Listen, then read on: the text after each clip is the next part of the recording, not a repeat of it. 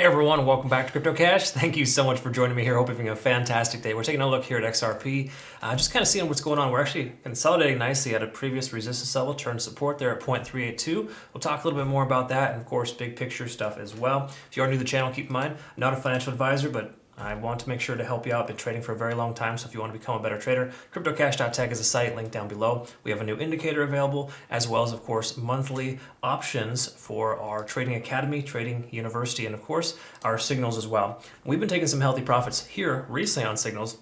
My community members, a lot of them have been taking profits on SXP, Bitcoin, Ethereum. I think we took some previous profits on XRP as well. So really good stuff there. Keep up the good work, everyone. And just to touch on this here as well, these are signals that I provide to my community. In 2 days, we got 38% from BNB, and of course, a nice little 35% in 1 day, 7 hours for Bitcoin. So again, the market's been kind of funky lately. So in truth, the signals are coming a little less frequent than we'd hoped for, but we do have a day trading option coming here very, very soon in the next couple of weeks to allow for signals consistently throughout the day. I would say an average of 3 to 5 per day, or 10 to 20 a week at least. Okay, so really, really good stuff there.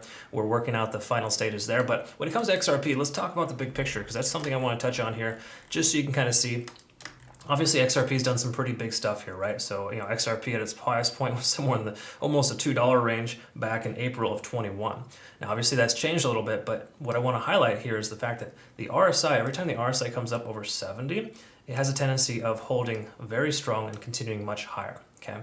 So again, you got to keep in mind that anytime we have an overextension, the price action is shooting up very consistently, okay? So RSI is something to pay attention to. And the reason why I mention that is just simply put, I like to be able to see, what that kind of looks like here. So let's go ahead and take a quick peek at the RSI currently here today.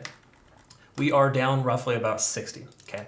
Now, I like to highlight that because we came up above 70, but we were unable to stay above 70, okay? We got rejected here right at this 58 cent mark.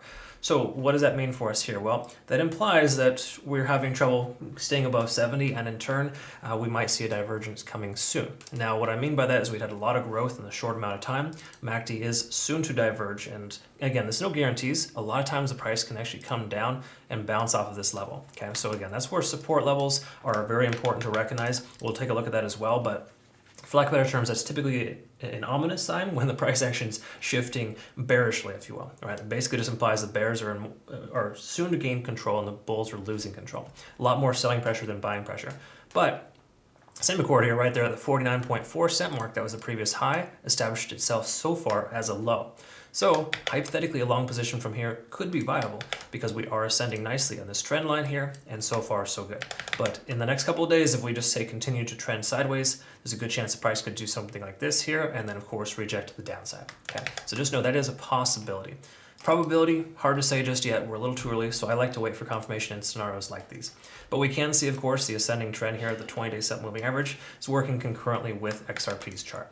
Okay, so really good stuff there in that regard. If we take a look at the 4 hour, we can see lower lows and lower highs are continuously establishing themselves here. Okay, so that being said, if we are looking at this chart, we can kind of see this descending type of trend, whereas the price action is continuing itself lower, and there's not a heck of a lot you can really do about it. But keep in mind, a lot of times these are bull flag patterns too, where the price action comes up, works itself into a type of descending trend and breaks to the upside when it consolidates at the previous support. So we're shaping up nicely for something like that, right? So we got some conflicting information. We got a MACD divergence potential in the next few days, but right now we have also somewhat of a bull flag pattern here, kind of forming on the 4 hour. So which is more strong? Well, in truth, they're both equal, in my personal opinion. I think MACD divergences on the 4 hour and the 1 day are very strong, but you could also argue that there's about a 60% probability with flag patterns, of course, to break when they need to. Okay, so we are holding this ascending trend line. So far, so good. So I'd say that's more positive than negative. We also have a potential convergence here on the horizon.